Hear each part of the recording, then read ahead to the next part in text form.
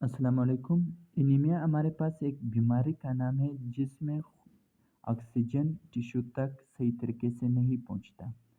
वो एनीमिया के रीज़न्स क्या है उसके बारे में हम पढ़ेंगे कि क्यों इस तरह होता है। हमारे पास एनीमिया एक्चुअली डिफ़िशियंसी ऑफ हीमोग्लोबिन को कहते हैं। अब ये डिफ़िशियंसी किस वजह से होगी इसके पीछे कई वजूहत हैं। या एनीमिया में हीमोग्लोबिन खुद कम हो जाता है या आरबीसी की काउंटिंग कंसंट्रेशन में भी कम हो जाए। अब अगर आरबीसी की काउंटिंग यानी कंसंट्रेशन कम होगी, आरबीसी के अंदर क्या होता है? हीमोग्लोबिन होता है।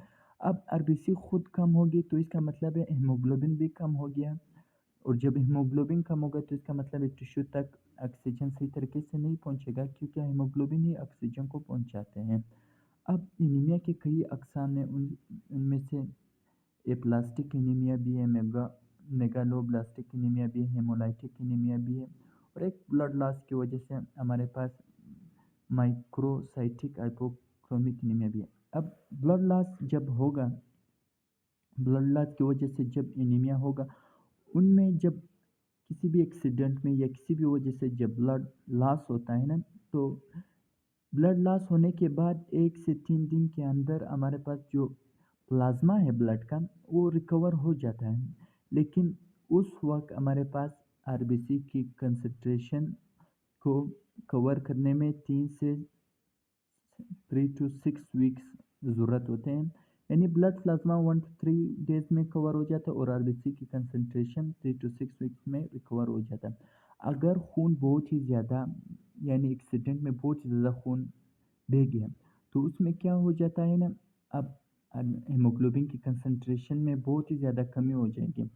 जब हमारे पास हीमोग्लोबिन की कंसंट्रेशन में अगर कमी हो गई, हीमोग्लोबिन हमारे पास क्या है, कंसंट्रेशन कम हो गई, तो बॉडी क्या करेगा, इंटेस्टाइन से ज़्यादा अब्ज़ॉर्ब करने की कोशिश करेगा, लेकिन वो जितनी भी कोशिश करे वो उतना ही नहीं अब्ज़ॉर्ब कर पाएगा जितना ब्लड लॉस हुआ है। तो फिर क्या होगा, बॉडी कोशिश करेगी, स्टेम सेल को मैसेज भेजेगी कि आया भाई,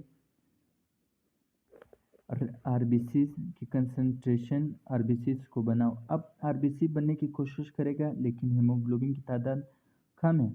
अब जब हीमोग्लोबिन की तादाद कम होगी, यानी आरबीसी में अब जिस समय हीमोग्लोबिन बहुत ही ज़्यादा कम है,